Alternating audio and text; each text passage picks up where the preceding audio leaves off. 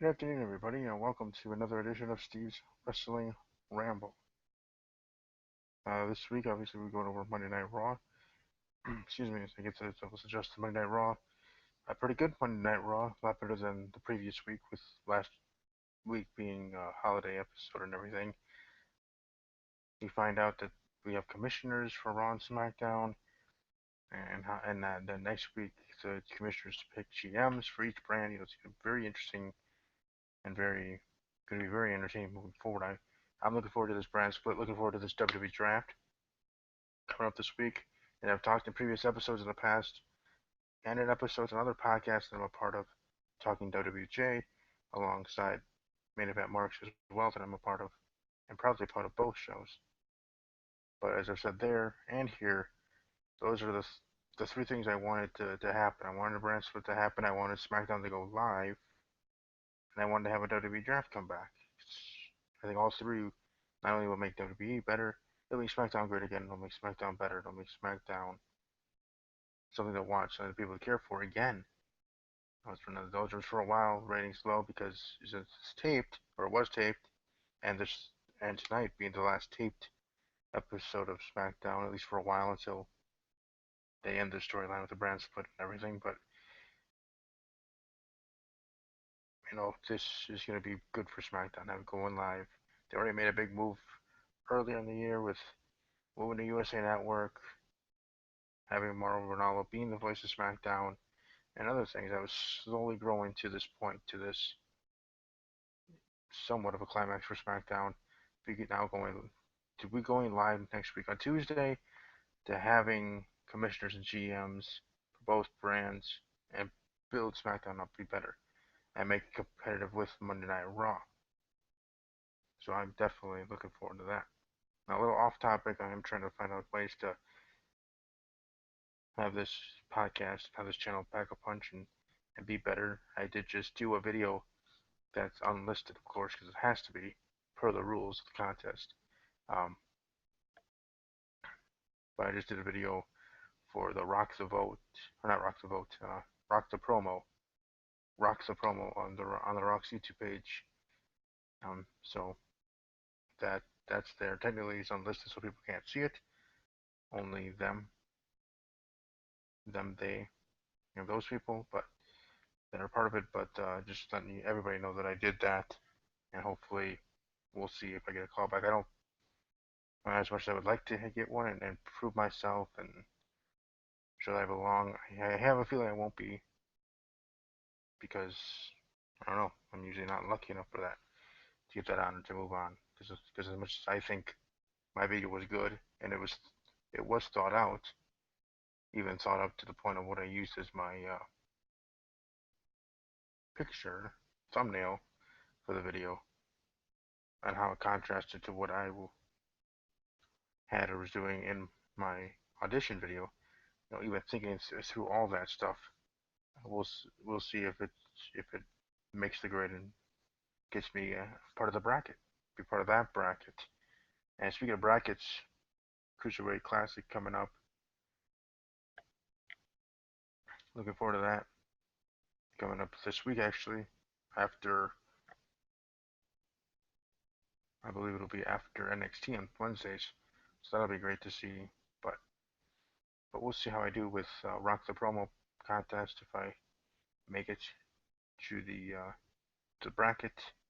If I don't, like I said, I expected that, and if I do, then that's awesome. There's a lot of other contests out there that part of or found out about, so I guess I don't know. I like to do contests. That's the way I was able to go to Packer games, Green Bay Packers NFL team, the last couple of years, winning contests. The first one was a couple of years ago, winning a contest for club seats, and then last year, um, to go to the Thanksgiving Day game. So hopefully here for WWE, I can actually win my first contest to try to go to WrestleMania and other contests that are affiliated pro wrestling. So I guess those things are what's going on for me. I'm a very busy person with that, with this show and other shows tonight. MTV Scream, I'll be doing a review tonight after the show. Hopefully my co-host Jay, we're talking WWJ, will be able to make it and be part of that. talk about everything that happened in tonight's episode of MTV Stream. But specifically for Monday Night Raw, not too much to say. Specifically, starting off with the Battle Royal, number one contender for the IC title. I thought maybe Apollo Crews or Baron Corbin would have been a good choice. Baron Corbin needing to move away from Dolph Ziggler, did enough there. And they've done that to have a feud with somebody else, whether short or long, and, and go from there. But in the end, they went with Darren Young, who didn't even get an entrance. He was just there in the background. You notice him while the match is going on. Finally, like, oh look, Darren Young's in the match, yay! At first, I'm confused why, after all those vignettes, after all that stuff, and promoting it, and obviously being a spin-off to Donald Trump's campaign slogan, "Make America Great Again," they're doing with Darren Young and his character here, making him great again. Now, I respect Darren Young as a person, great person, respectful person. You know, if you follow him on Twitter and you reach out to him on there, he usually responds. I mean, you can't expect a celebrity to respond all the time, but he like many others that I've interacted with on Twitter from WWE or Wrestling Entertainment that take the time to respond to their fans and others. But I so he's a great athlete. You know, he's part of WWE for a reason, all this other stuff. But the whole making Darren Young great again thing. I mean, when as his character at least, when was he ever great? I mean, his best times was with primetime players and won tag team championships. But he was never, or his character was never great in a singles role in a singles way. And now maybe with this gimmick and with this idea, maybe WWE will be giving him a chance to be good, be great, be something. Now, whether he wins, I don't know. We'll see how things go at Battleground if he wins the IC title or not. But it's just a catalyst to for that change and for WWE to give him a chance because he deserves it. Just like I want Summer Rae to get a chance in the women's division. I'm not saying make her women's champion by SummerSlam. The way it's going, looks like Sasha Banks will be crowned women's champion at SummerSlam, which is fine with me. And I've been saying that's right. That was the plan all the way back from WrestleMania when people were coming at me and other YouTubers and wrestling podcast hosts about Sasha Banks and WWE keeping her down and stuff like that. Like, you gotta see the light at the end of the tunnel. That's the plan, and now we're getting closer and closer to that climax of that storyline, the climax of the Sasha Banks story. So we get to hear in the road to SummerSlam. So I would want Darren Young to get a push, Summer Rae to get a push, and at some point be women's champion, whether transitional or otherwise. I mean, Zack Ryder had his moment at WrestleMania, winning the Intercontinental Championship in the ladder match. Very great match. Still the show to me. WrestleMania. Yes, even more so than Shane McMahon and Undertaker. But so that's what I'd want. You know, so I'm thinking of that way. It's good to see him get the win. As unexpected as it was, now I see where it's going, and hopefully it continues on that path forward. Darren Young. The other big thing coming on Monday Night Raw, Vince McMahon naming Stephanie McMahon Commissioner of Raw. Shane McMahon the Commissioner of SmackDown. Now they have to pick GMs. I know a couple of people were confused by that. I know I was on the Joe Cronin show last night on his reviews. You can check out his channel. Just search Joe Cronin show if you're not already a subscriber to his channel. And I would assume if you're a WWE fan, you already are. But I make an appearance there, trying to explain to him. You know, explain it here again for the masses. It's kind of like a corporate structure, kind of like any job kind of thing. You have your manager, your assistant managers, your mid-level managers, and then the employees. Well, you have now commissioners. You're gonna have the commissioner, the general manager, and the talent for Raw and SmackDown. That's kind of how that chain of command is gonna be, you know. So I would have not have been surprised if they went with a COO commissioner. Well, go COO commissioner GM. You know, if they had like 3 to 4 levels of management for both Raw and SmackDown, making it feel real, making it feel as real as it can be with it being sports entertainment, with it being WWE. Just like the Cruiserweight Classic and the bracket and the whole bracketology, which was awesome. I learned a lot of stuff and I actually have to thank somebody for getting me to not only to watch bracketology but other things because we were going to discuss it on last week's episode of Main Event Marks, but due to outside situations that was not able to happen. But Mike Cologne, and you can all tweet at him at Mike Cologne for real. That's Mike Cologne, COLON, the number four real. But thank you, Mike, for not only telling me to watch it, to be informed and educated on the wrestlers, but um, just in general for for for having me see there is definitely more out there than just WWE. And that's true, and I respect all things. I know I talk about how indie guys and I don't like them, and he kind of called me out on that on the last week episode about Dean Ambrose was an indie guy, and if you saw that episode, you saw it kind of was I stopped in my tracks. He was right. Dean Ambrose was an indie guy, but that also doesn't mean I have to like all the indie guys because I like Dean Ambrose, you know. But that also does mean I shouldn't be as critical to them due to that fact as well. So it's one of those. We'll still agree to disagree on that fact, but I see where he's coming from. I mean, he's not a genius. I'm not a genius.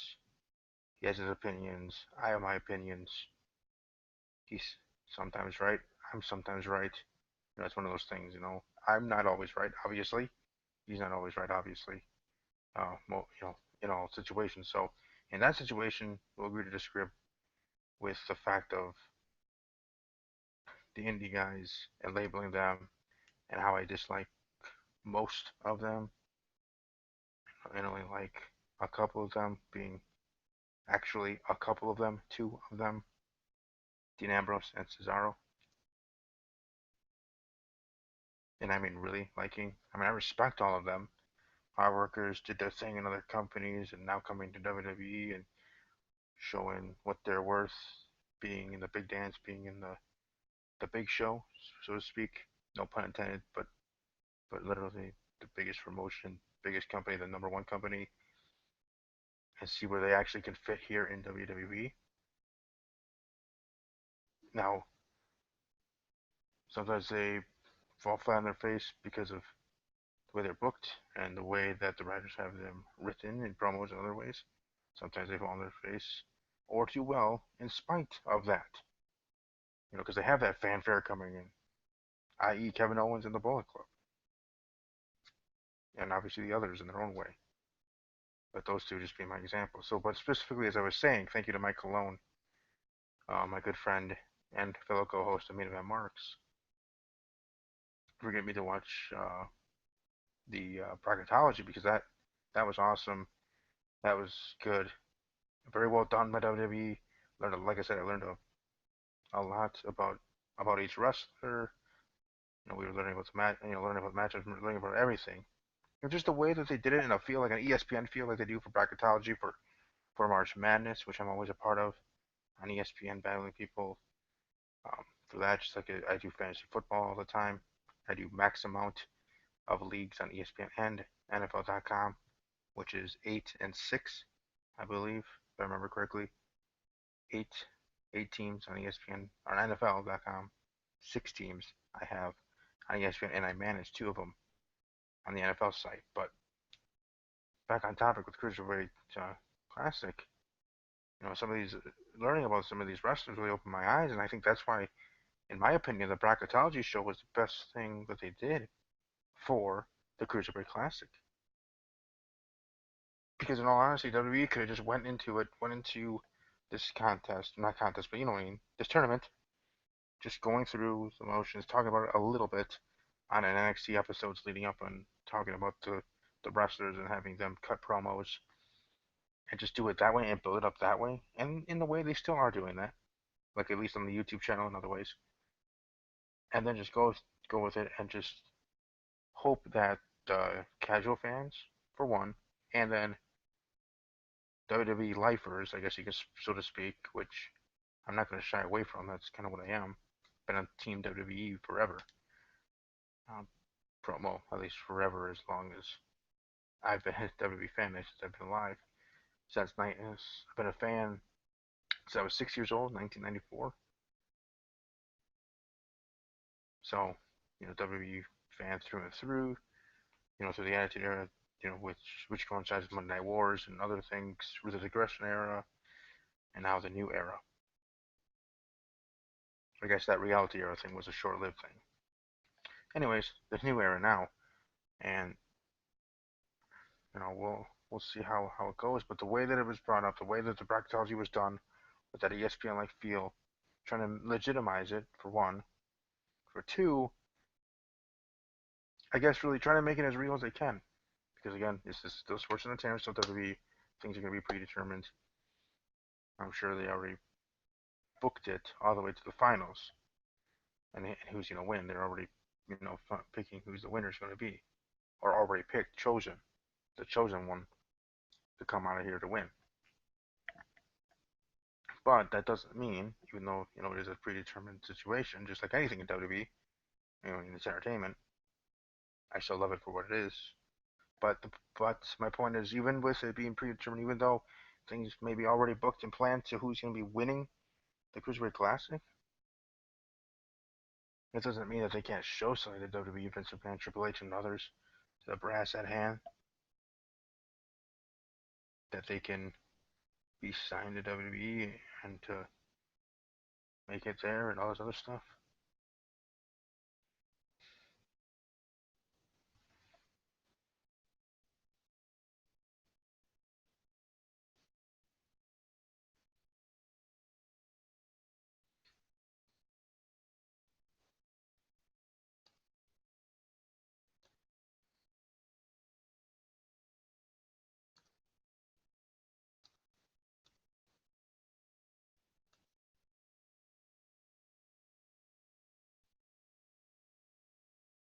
Sorry about that. But it's going to be good. I'm looking forward to it. I'm looking forward to seeing these wrestlers compete in WWE ring, compete in this competition. But like I said, the way the bracketology thing was done, the way that it came across to me, learning the things about the wrestlers, I probably actually will watch it again here shortly before we have a main event March episode on Thursday. Excuse me. That I'm really looking forward to seeing some of these superstars, some of these wrestlers compete. And it shall be very interesting to see. But like I said, specifically to Monday Night Raw, there's two things being the main things on Raw to discuss. So thank you to those who watched live and those who are watching live. Archived. I am still looking for a co-host. Everybody check out Main Event Marks Talking WWE with Jay. Also, another wrestling podcast, anotherwrestlingpodcast.com, or W Podcast.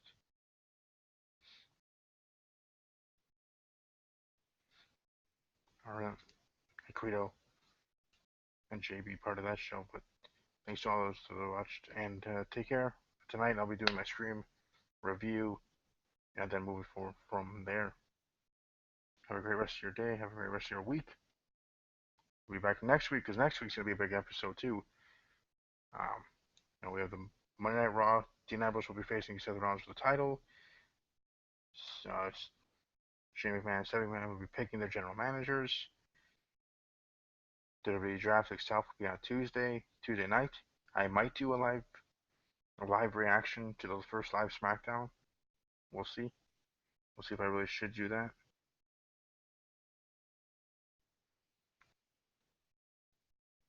But there'll be a lot of stuff. So with that being said, and with SmackDown being live on Tuesdays, I might have to move my show, move it to a later date, and maybe hopefully can still find a co-host to be part of this show. Because if I do have a co-host, this thing can really go. Beyond with having to maybe getting a camera, having more of an HD quality to it. I think beyond that, we need to build things up in that way. Make this channel great, make this channel good, let alone making this channel something. And the podcast part of it. So, like I said, welcome to check out any of my other content. Welcome to watch this whole entire episode after it goes archived in a couple minutes afterwards. And have a great rest of your day. As always, take care.